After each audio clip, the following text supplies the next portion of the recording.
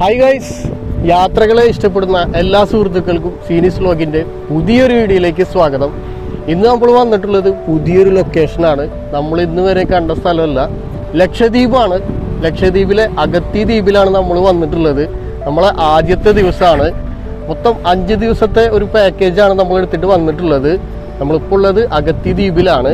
നമ്മളുടെ വീഡിയോയിൽ നമ്മൾ കാണുന്ന പരമാവധി കാഴ്ച നിങ്ങളെ കൂടി കാണിച്ചു തരുന്നതായിരിക്കും. ഓരോ എപ്പിസോഡുകളായിട്ട് നമ്മൾ വീഡിയോ ചെയ്യുന്നതായിരിക്കും. ഇപ്പോൾ നമ്മൾ മനോഹരമായിട്ടുള്ളൊരു ബീച്ച് കണ്ടപ്പോൾ അങ്ങനെ ഇവിടെ നിന്നാണ്.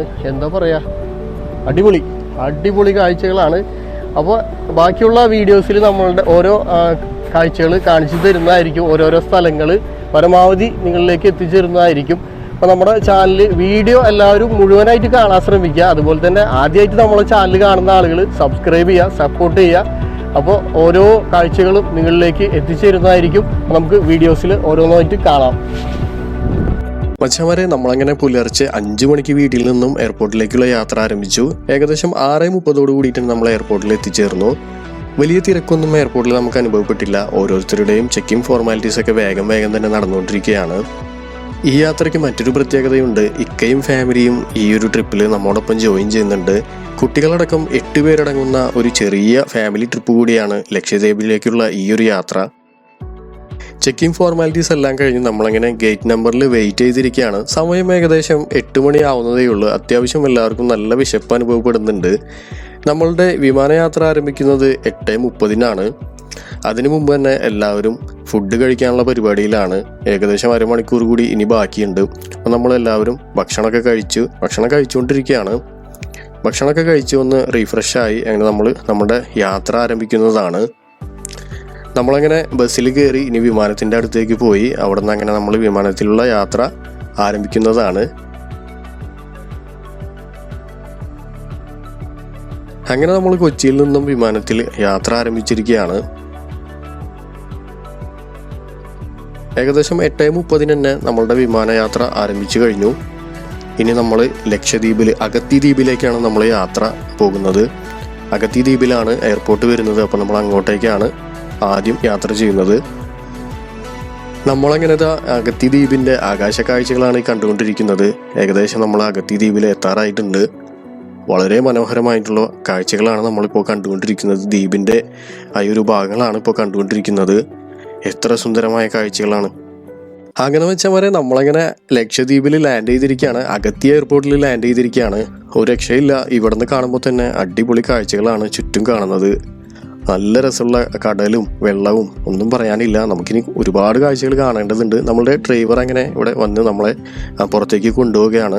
എയർപോർട്ടിലെ പെർമിറ്റിൻ്റെ ഫോർമാലിറ്റീസ്, പെർമിറ്റ് ചെക്കൊക്കെ ചെയ്യും. നന്നായി അവർ പെർമിറ്റ് ചെക്ക് ചെയ്ത് എല്ലാം ഓക്കെ ആയതിനു ശേഷം നമ്മളങ്ങനെ പുറത്തോട്ട് പോയി. നമ്മളുടെ വണ്ടിയാണ്, നമുക്ക് പോകാനുള്ള വണ്ടിയാണ് ഇവിടെ വന്നെടുക്കുന്നത്. അങ്ങ് ദൂരെ ഒരു ഹെലികോപ്റ്റർ കിടക്കുന്നത് കണ്ടു.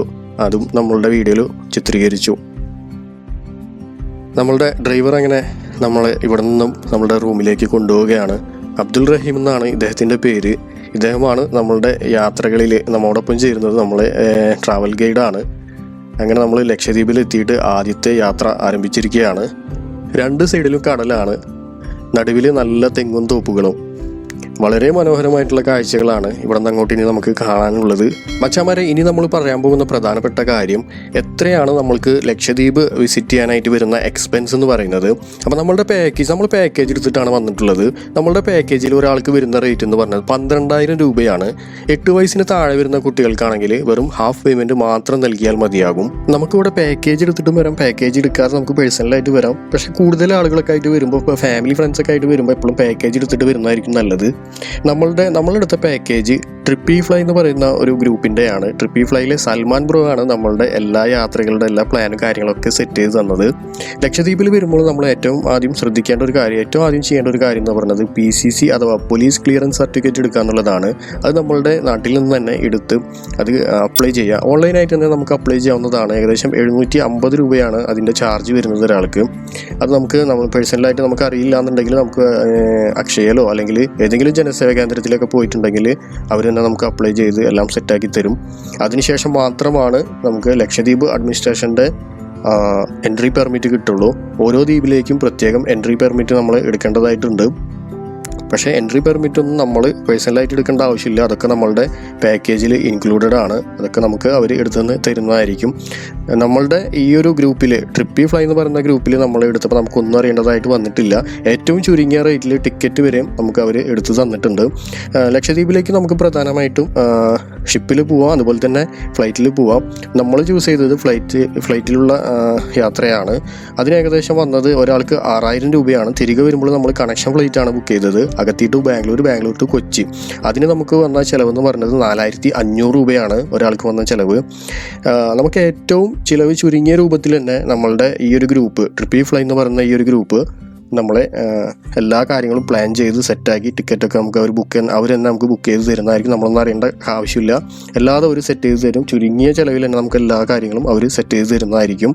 അപ്പോൾ അവരുടെ കോൺടാക്ട് നമ്പർ, ഡീറ്റെയിൽസ് എല്ലാതും നമ്മളുടെ വീഡിയോയിലും കൊടുക്കുന്നുണ്ട്, അതുപോലെ തന്നെ താഴെ ഡിസ്ക്രിപ്ഷൻ ബോക്സിലും നമ്മൾ കൊടുക്കുന്നതായിരിക്കും. മച്ചാമാരെ, മറ്റൊരു പ്രധാന കാര്യം പറയാനുള്ളത്, നമ്മളുടെ ചാനലിലെ വീഡിയോസ് കണ്ടിട്ടാണ് നിങ്ങൾ ട്രിപ്പി ഫ്ലൈ ഗ്രൂപ്പിൻ്റെ ഒപ്പം യാത്ര ചെയ്യാൻ ഉദ്ദേശിക്കുന്നതെങ്കിൽ നിങ്ങൾക്ക് സ്പെഷ്യൽ ഡിസ്കൗണ്ട് തന്നെ നിങ്ങൾക്ക് ലഭിക്കുന്നതായിരിക്കും. അതിനായിട്ട് നിങ്ങൾ ചെയ്യേണ്ട കാര്യം എന്ന് പറയുന്നത്, നമ്മളുടെ വീഡിയോസൊക്കെ മുഴുവനായിട്ട് കാണുക. അതിനുശേഷം നമ്മളുടെ കമൻറ്റ് ബോക്സിൽ വന്നിട്ട് നിങ്ങൾക്ക് താല്പര്യം ഉണ്ടെങ്കിൽ അറിയിക്കുക. അതിനോടൊപ്പം നിങ്ങളുടെ മെയിൽ ID കൂടി അവിടെ ടൈപ്പ് ചെയ്തിടുകയാണെങ്കിൽ, കമൻറ്റ് ചെയ്യുകയാണെങ്കിൽ നമ്മളൊരു കോഡ് അയച്ചിരുന്നതായിരിക്കും. ആ കോഡ് ട്രിപ്പി ഫ്ലൈയിലുള്ള സൽമാൻ ബ്രോയ്ക്ക് നിങ്ങൾ വാട്സപ്പ് ചെയ്യുകയോ മെയിൽ അയക്കുകയോ ചെയ്യുകയാണെങ്കിൽ സ്പെഷ്യൽ ഡിസ്കൗണ്ട് നിങ്ങൾക്ക് ഓരോരുത്തർക്കും ലഭിക്കുന്നതായിരിക്കും. അങ്ങനെ നമ്മൾക്ക് താമസിക്കാനുള്ള റൂമിലെത്തിയിട്ടുണ്ട്. ഒരു ചെറിയ വീടാണ് നമ്മളുടെ പാക്കേജിൽ ഇവരുടെ സെറ്റ് ചെയ്തിട്ടുള്ളത്. ഈ കാണുന്ന വീട്ടിലാണ് നമ്മൾ താമസിക്കാൻ പോകുന്നത്. അതിന് മുൻവശത്തായിട്ട് തന്നെ ഒരു പള്ളി സ്ഥിതി ചെയ്യുന്നുണ്ട്.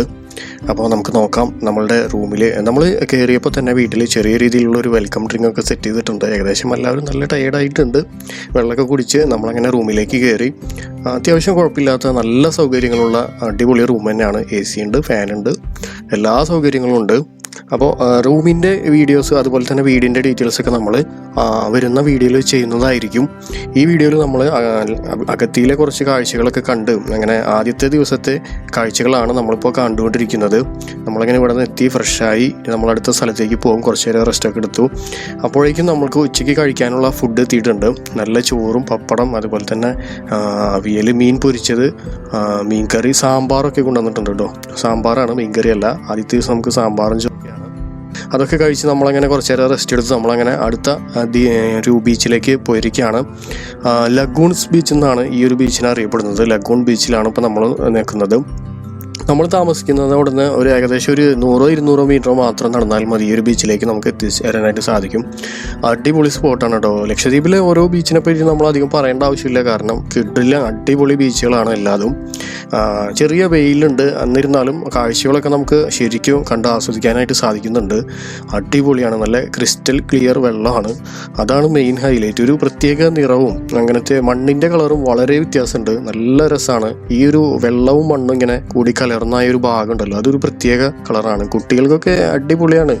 അവരൊക്കെ ശരിക്കും എൻജോയ് ചെയ്യാണ്. ഇവരെ കടലിലേക്ക് ഇറക്കി കഴിഞ്ഞാൽ പിന്നെ അവിടെ നിന്ന് കയറി വരില്ല, അത്ര അടിപൊളിയാണ്. നല്ല രസമാണ് കാഴ്ചകൾ കാണാനായിട്ട്. നമ്മളുടെ വീഡിയോയിൽ ഇപ്പോൾ നമ്മൾ കണ്ടുകൊണ്ടിരിക്കുന്നതാണ്. ക്രിസ്റ്റൽ ക്ലിയർ ബീച്ചുകളും പച്ചപ്പ് നിറഞ്ഞ ഭൂപ്രകൃതിക്കും പേരുകേട്ട സ്ഥലമാണ് ലക്ഷദ്വീപ്. മലയാളത്തിലും സംസ്കൃതത്തിലും ലക്ഷദ്വീപ് എന്ന പേരിന്റെ അർത്ഥം 1,00,000 ദ്വീപ് എന്നതാണ്. ഇന്ത്യയിലെ ഏറ്റവും ചെറിയ കേന്ദ്രഭരണ പ്രദേശമായ ലക്ഷദ്വീപ് 36 ദ്വീപുകൾ അടങ്ങുന്ന ഒരു ദ്വീപ് സമൂഹമാണ്. അതിൽ ജനവാസമുള്ളത് ആകെ വെറും 10-11 ദ്വീപുകളിൽ മാത്രമാണ്.